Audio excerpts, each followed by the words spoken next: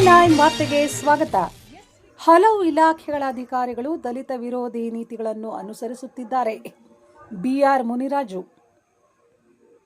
ಕಂದಾಯ, ಗೃಹ, ಗ್ರಾಮೀಣಾಭಿವೃದ್ಧಿ ಮತ್ತು ಪಂಚಾಯತ್ ರಾಜ್ ಇಲಾಖೆಗಳ ಅಧಿಕಾರಿಗಳು ದಲಿತ ವಿರೋಧಿ ನೀತಿಗಳನ್ನು ಅನುಸರಿಸುತ್ತಿದ್ದು ಸತತ ಅನ್ಯಾಯವೆಸಗುವುದನ್ನು ಕಾಯಕವಾಗಿಸಿಕೊಂಡಿದ್ದಾರೆ ಎಂದು ಜೈ ಭೀಮ್ ಅಖಿಲ ಭಾರತ ದಲಿತ ಕ್ರಿಯಾ ಸಮಿತಿಯ ಸಂಸ್ಥಾಪಕ ಹಾಗೂ ರಾಷ್ಟ್ರೀಯ ಅಧ್ಯಕ್ಷ ಬಿಆರ್ ಮುನಿರಾಜು ಕಿಡಿಕಾರಿದರು. ಸೋಮವಾರ ನಗರದ ಖಾಸಗಿ ಹೋಟೆಲ್ನಲ್ಲಿ ನಡೆದ ಸುದ್ದಿಗೋಷ್ಠಿಯಲ್ಲಿ ಮಾತನಾಡಿದ ಅವರು, ಬೆಂಗಳೂರು ನಗರ ಜಿಲ್ಲೆಯ ಭೂ ದಾಖಲೆಗಳ ಉಪನಿರ್ದೇಶಕ ಸುಜಯ್ ಕುಮಾರ್ ಅವರ ವ್ಯಾಪ್ತಿಗೆ ಬರುವ 5 ತಾಲೂಕುಗಳಲ್ಲಿನ ದಲಿತ ಸಮುದಾಯಕ್ಕೆ ಸೇರಿದ ಅಧಿಕಾರಿಗಳ ಮೇಲೆ ಜಾತಿ ಧೋರಣೆಯನ್ನು ಅನುಸರಿಸುತ್ತಿದ್ದು ಅಮಾಯಕರನ್ನು ಅಮಾನತುಗೊಳಿಸುವ ಕೆಲಸವನ್ನು ಮಾಡುತ್ತಿದ್ದಾರೆ. ಮಧ್ಯರಾತ್ರಿ ಕರೆ ಮಾಡಿ ಅವಾಚ್ಯ ಶಬ್ದಗಳಿಂದ ನಿಂದಿಸುವ ಬೆದರಿಕೆ ಒಡ್ಡುತ್ತಿದ್ದಾರೆ. ತಾವೇ ಕಚೇರಿಯಲ್ಲಿ ಸರಿಯಾಗಿರದೆ ಈ ರೀತಿಯ ನಡವಳಿಕೆ ತೋರುತ್ತಿರುವುದನ್ನು ಉನ್ನತಾಧಿಕಾರಿಗಳು ಗಮನಿಸದೆ ಜಾಣ ಕುರುಡು ತೋರುತ್ತಿರುವುದು ಹಲವು ಅನುಮಾನಗಳಿಗೆ ಎಡೆಮಾಡಿಕೊಟ್ಟಿದೆ ಎಂದು ಅಸಮಾಧಾನ ವ್ಯಕ್ತಪಡಿಸಿದರು. ಎಲ್ಲರಿಗೂ ಜೈ ಭೀಮ್ ಬಂಧುಗಳೇ, ಇವತ್ತು ನಾವು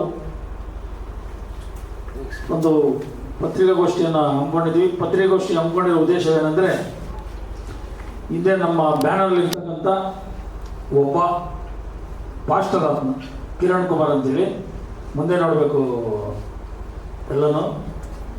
ಕಿರಣ್ ಕುಮಾರ್ ಅನ್ನೋರು ಇವರು ಬ್ಯಾಟರಾಯನಪುರ ವಿಧಾನಸಭಾ ಕ್ಷೇತ್ರಕ್ಕೆ ಬರುವಂಥ ಸೇಂಟ್ ಜೇಮ್ಸ್ ಒಂದು ಇಂಗ್ಲೀಷ್ ಸ್ಕೂಲ್ ಇದೆ. ಆ ಸ್ಕೂಲಲ್ಲಿ ಇವರು ವ್ಯವಸ್ಥಾಪಕರಾಗಿ ಕರ್ತವ್ಯ ನಿರ್ವಹಣೆ ಮಾಡ್ತಾ ಇರ್ತಾರೆ. ಇವರು ಕರ್ತವ್ಯ ನಿರ್ವಹಣೆ ಮಾಡೋಕ್ಕೆ ಬಂದು ಸುಮಾರು ಒಂದು 6-7 ತಿಂಗಳು, 1 ವರ್ಷ ಆಜುಬಾಜು ಆಗಿರ್ಬೋದು ಅನಿಸುತ್ತೆ ನಮಗೆ. ಅಲ್ಲಿ ಒಬ್ಬರು ಶಿಕ್ಷಕಿಯಾಗಿ ಒಬ್ಬ ಮಂಜುಳಾ ಅನ್ನೋರು ಅಲ್ಲಿ ಕೆಲಸ ಮಾಡ್ತಾ ಇರ್ತಾರೆ. ಸುಮಾರು 13-14 ವರ್ಷದಿಂದ ಒಂದೇ ಜಾಗದಲ್ಲಿ ಅವ್ರು ಕೆಲಸ ಮಾಡ್ತಾ ಇರ್ತಾರೆ. ಕೆಲಸ ಮಾಡ್ತಾ ಇದ್ದವ್ರನ್ನ ಏಕಾಏಕಿ ಇವರು ವರ್ಗಾವಣೆ ಮಾಡ್ತಾರೆ. ಎಲ್ಲಿ ಕಾಕ್ಸ್ ಟೌನ್ ಆ ಜಾಗವನ್ನು ಬಿಟ್ಬಿಟ್ಟು ಕಾಕ್ಸ್ ಟೌನ್ಗೆ ವರ್ಗಾವಣೆ ಮಾಡ್ತಾರೆ. ವರ್ಗಾವಣೆ ಮಾಡೋಂಥ ಸಂದರ್ಭದಲ್ಲಿ ಒಂದು ಮುಂಚೆನೇ ಒಂದು 3 ತಿಂಗಳು 4 ತಿಂಗಳು ಒಂದು ಮಾಹಿತಿ ಕೊಟ್ಟು ಹಿಂಗೆ ಆಗ್ತಾ ಇದೆ ಅಂತ ಮಾಹಿತಿ ಕೊಡಬೇಕಾಗುತ್ತೆ. ಮಾಹಿತಿ ಕೊಡೋದ್ರೆ ಏಕಾಏಕಿ ಒಂದು ನೋಟಿಸು ಕೊಡಲ್ಲ, ಏನೂ ಕೊಡಲ್ಲ, ವ್ಯವಸ್ಥಿತವಾಗಿ ಅವ್ರನ್ನ ವರ್ಗಾವಣೆ ಮಾಡ್ತಾರೆ. ಆ ವರ್ಗಾವಣೆನ ಯಾಕೆ ಮಾಡಿದ್ರು ಅಂತ ಪ್ರಶ್ನೆ ಕೇಳೋಕ್ಕೆ ಅವರ ಕಚೇರಿಗೆ ಹೋದಂಥ ಸಂದರ್ಭದಲ್ಲಿ ಈ ಕಿರಣ್ ಕುಮಾರ್ ಅಂತ ಪಾಸ್ಟರ್ ಅವಿವೇಕಿ ಒಬ್ಬ ಶಿಕ್ಷಕಿಗೆ ಜಾತಿ ನಿಂದನೆ ಮಾಡಿ ಅವ್ರ ಮೇಲೆ ದೌರ್ಜನ್ಯವೆಸಗಿ ಭಾಳ ಹೀನಮಾನವಾಗಿ ನಡ್ಕೊತಾನೆ ಒಬ್ಬ ಸ್ಕೂಲ್ ಟೀಚರ್ನ. ಇವನೇನಾದರೂ ಸ್ಕೂಲ್ ಟೀಚರ್ ಆಗಿದ್ದರೆ ಇವ್ರಿಗೇನಾದ್ರು PhD ಮಾಡಿಕೊಂಡು ಇಲ್ಲೊಂದು ಪ್ರೊಫೆಸರ್ ಆಗಿದ್ದು ಅನುಭವ ಇದ್ದಿದ್ರೆ ಇವನು ಒಬ್ಬ ಶಿಕ್ಷಕರಿಗೆ ಈ ಥರ ಮಾತಾಡ್ತಾ ಇದ್ದ. 13 ವರ್ಷ 14 ವರ್ಷದಿಂದ ಸತತವಾಗಿ ಅದೇ ಶಾಲೆಯಲ್ಲಿ ಮಕ್ಕಳಿಗೆ ವಿದ್ಯಾಭ್ಯಾಸ ಕಲಿಸಿ ಅವ್ರು ಏರ್ಪೋರ್ಟಿಂದ ಸುಮಾರು ಅವ್ರ ಶಾಲೆಗೆ ಬರಬೇಕಂದ್ರೆ 20-25-30 ಕಿಲೋಮೀಟರ್ ಬಸ್ಗಳಲ್ಲಿ ಬಂದು ವ್ಯವಸ್ಥೆ ಮಳೆ ಏನಿದ್ರೆ ಮಕ್ಕಳು ವಿದ್ಯಾಭ್ಯಾಸ ಕೊಡೋಂಥ ಒಬ್ಬ ಶಿಕ್ಷಕರಿಗೆ ಇವನು ಅವಮಾನ ಮಾಡಿಸ್ತಾನೆ. ಇವನಂತ ಅವಿವೇಕಿಗಳು ಒಂದೊಂದು ಕಂಪ್ಲೇಂಟ್ ಕೊಟ್ಟರೆ ಇದುವರೆಗೂ ಪೊಲೀಸ್ ಅಧಿಕಾರಿಗಳು ಅವ್ರ ಕಡೆ ಶಾಮೀಲಾಗಿರುವಂಥ ಬಾಲಾಜಿ ಮತ್ತು ಲೋಕೇಶ್ ಅವರ ಮಾತುಗಳು ಕೇಳಿಕೊಂಡು FIR ಮಾಡಲಿಲ್ಲ ಇದುವರೆಗೂ. ಈ ವಿಚಾರದಲ್ಲಿ ನಾನು DC ಶೆಲವು ಕಂಪ್ಲೇಂಟ್ ಕೊಟ್ಟಿದ್ದೀನಿ. ACP, DCP, ಕಮಿಷನರ್ ದೊಡ್ಡವ್ರ ಗಮನಕ್ಕೆ ಕೊಟ್ಟಿದ್ದೀನಿ. ಇದುವರೆಗೂ ಅವನ ಮೇಲೆ FIR ಆಗಲಿಲ್ಲ. ಇವತ್ತು ನಾನು ಪೊಲೀಸ್ ಅಧಿಕಾರಿಗಳಲ್ಲಿ ಮನವಿ ಮಾಡ್ಕೊತಾ ಇದ್ದೀನಿ, ಪೊಲೀಸ್ ಇಲಾಖೆಯ ಕೆಲಸಗಳನ್ನು ನಮ್ಮ ಕೆಲಸಕ್ಕೆ ಮೊದಲು ಬರಬಾರ್ದು. ಪೊಲೀಸ್ ಅಧಿಕಾರಿಗಳಿಗೆ ಏನನ್ನ ಗೌರವ ಇದೆ, ಕಾನೂನು ಚೌಕಟ್ಟಲ್ಲಿ ಕೆಲಸ ಮಾಡಬೇಕಂತಿದ್ರೆ ನಾವು ಕೊಟ್ಟಿರುವಂಥ ಕಂಪ್ಲೇಂಟನ್ನು ಇಮಿಡಿಯೇಟ್ಲಿ FIR ಮಾಡಬೇಕು. ಆಮೇಲೆ ಅವ್ರನ್ನ ಬಂಧಿಸಬೇಕು. ಆಮೇಲೆ ಆ ಮನುಷ್ಯ ಏನು ಮಾಡ್ತಾವನಂದರೆ ಅಲ್ಲಿರ್ತಕ್ಕಂಥ ಸ್ಥಳೀಯವಾಗಿ ಒಬ್ಬ ಪೊಲಿಟಿಷಿಯನ್ ಒಬ್ಬ ಇದ್ದಾನೆ, ವಿಲ್ಸನ್ ರೆಡ್ಡಿ ಅಂತ. ವಿಲ್ಸನ್ ರೆಡ್ಡಿ, ವಿನೋದ, ಇವರಿಬ್ಬರು ರಾಜಕಾರಣಿಗಳು ಇವರಿಬ್ಬರು ಸೇರಿಕೊಂಡು ಅವರ ಕುಟುಂಬಸ್ಥರಾದಂಥ ಅಕೌಂಟ್ ಮೇಂಟೆನೆನ್ಸ್ ಒಬ್ಬ ರಾಬರ್ಟ್ ಅಂತಿದ್ದಾನೆ. ರಾಬರ್ಟು, ಆಮೇಲೆ ಮೇಡಮ್ ಇದ್ದಾರೆ, ಇವತ್ತು HM ಆಗಿದ್ದಾರೆ ಅವರು, ಜಸಿಂತಾ ಅನ್ನೋರು ಮತ್ತು ಮಂಜುಳಾ ಇಬ್ಬರು ಆತ್ಮೀಯ ಸ್ನೇಹಿತರಾಗಿದ್ದರು. ಆದರೆ ಹಣಕ್ಕೋಸ್ಕರ ಇವರು ರೆಡ್ಡಿ ಜನಾಂಗದವರು ಇವರು ಕ್ರಿಶ್ಚಿಯನ್ಗೆ ಪ್ರವರ್ತನೆ ಆಗಿ ಸ್ಕೂಲ್ ಮುಂದಿಟ್ಕೊಂಡು ಇವರು ಲೂಟಿ ಮಾಡ್ತಾವ್ರು ಅಂದರೆ ಮಕ್ಕಳ ಹೆಸರಲ್ಲಿ ನಮ್ಗೆ ನಾಚಿಕೆ ಆಗ್ತದೆ. ನೆನ್ನೆ ಗೊತ್ತಾಯ್ತು ನನಗೆ, ಇವರು ಎಲ್ಲ ರೆಡ್ಡಿಗರು ಅಂತ ಏನು SC STಗಳು ಪ್ರವರ್ತನೆ ಆಗೋದು, ಮತಾಂತರ ಆಗೋದು ನಾನು ನೋಡಿದ್ದೀನಿ. ರೆಡ್ಡಿಗರು ಮತಾಂತರ ಒಂದು ಈ ಥರ ದುಡ್ಡುಗೋಸ್ಕರ ಈ ಮಕ್ಕಳನ್ನ ಮುಂದಿಟ್ಕೊಂಡು ಕೋಟ್ಲಿಗಟ್ಟೆ ಲೂಟಿ ಮಾಡ್ತಾರೆ ಅಂದ್ರೆ ನನಗೆ ನಾಚಿಕೆ ಆಗ್ತದೆ. ಈ ವಿಚಾರ ಕೇಳ್ತಾ ಇದ್ದೆ ನಿನ್ನೆಯಿಂದ. ಆಮೇಲೆ ನಾನು ಇದು ವಾಟ್ಸಪ್ ಮೂಲಕ ಇವ್ರದ್ದು ಹೋರಾಟ ಮಾಡ್ತೀನಿ ಅಂತ ಹೇಳಿದ್ರೆ ಸುಮಾರು ಜನ ಒಂದು 10-15 ಜನ ನಾನು ಫೋನ್ ಮಾಡಿ ಬೆದರಿಕೆ ಆಗ್ತವ್ರೆ.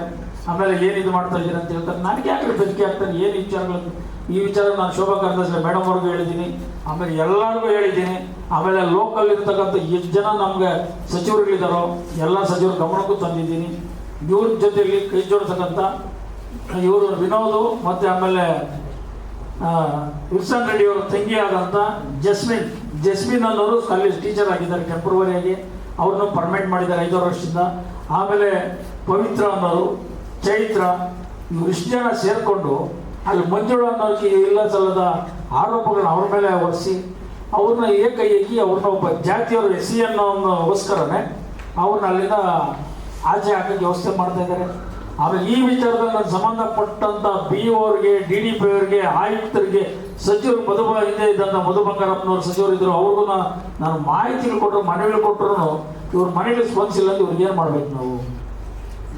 ಇವ್ರಿಗೆಲ್ಲ ಶಾಲೆಗಳನ್ನು ತೆರೆಯಲು ಅನುಮತಿ ಕೊಟ್ಟಂಥ ಈ ಭ್ರಷ್ಟ ಶಿಕ್ಷಣ ಕ್ಷೇತ್ರದ ಅಧಿಕಾರಿಗಳನ್ನ ಯಾರಿದಾರ KR-ಪುರಂನ ಈಗ BO ಇಮಿಡಿಯೇಟ್ಲಿ ಅವ್ರು ಉಚ್ಚಾಟನೆ ಮಾಡಬೇಕು. ನಂತರ ಬಂದು DDP ಅವ್ರನ್ನ ಉಚ್ಚಾಟನೆ ಮಾಡಬೇಕು. ಶಿಕ್ಷಣ ಆಯುಕ್ತರನ್ನ ಅವ್ರನ್ನ ಉಚ್ಚಾಟನೆ ಮಾಡಬೇಕು.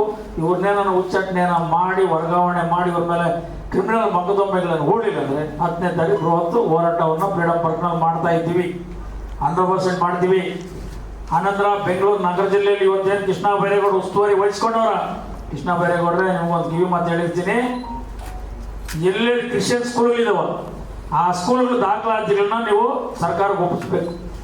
ಯಾಕಂದ್ರೆ 1 ಎಕರೆ ಜಾಗ ಇದ್ರೆ ಈ ಕ್ರಿಶ್ಚಿಯನ್ ಸ್ಕೂಲಲ್ಲಿ 2 ಎಕರೆ 3 ಎಕರೆ ಜಾಗಗಳನ್ನ ಒತ್ತುವರಿ ಮಾಡ್ಕೊಂಡು ಸರ್ಕಾರಕ್ಕೆ ಕಂದಾಯ ಕಟ್ತಿರೋ ಟ್ರಸ್ಟ್ಗಳು ಮಾಡ್ಕೊಂಡು ಕ್ಲಸ್ಟರ್ಗಳು ಮಾಡ್ಕೊಂಡು ಜನರಿಗೆ ತೊಂದರೆ ಕೊಡ್ತಾವ್ರೆ.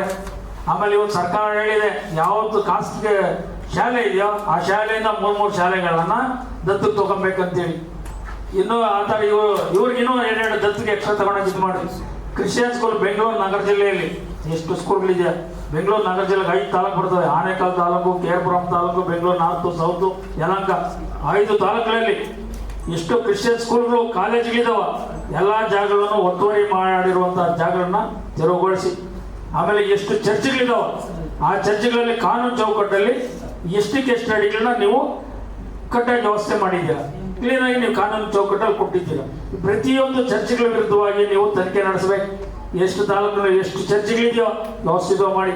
ಈಗಾಗಲೇ ನೀವು ಇಡೀ ನಮ್ಮ ಹಿಂದೂ ದೇವಸ್ಥಾನಗಳು ಎಷ್ಟಿದೋ ಎಲ್ಲ ಕಡೆನೂ ನೀವು ತಗೊತಾ ಇದ್ದೀರಾ, ಅದೆಲ್ಲ ಮುಜರಾಯಿ ಇಲಾಖೆ ಸೇರಿಸ್ಕೊಂತಿದ್ದೀರಾ. ಸರ್ಕಾರ ಇವನು ನಿಮ್ಮ ಸರ್ಕಾರಕ್ಕೆ ಯಾಕೆ ತಗೊಂಬಾರ್ದು? ನೀವು ಸರ್ಕಾರ ತಗೊಂಡು ಅವ್ರು ಏನನ್ನ ಮಾಡ್ಕೊಳ್ಳಿ.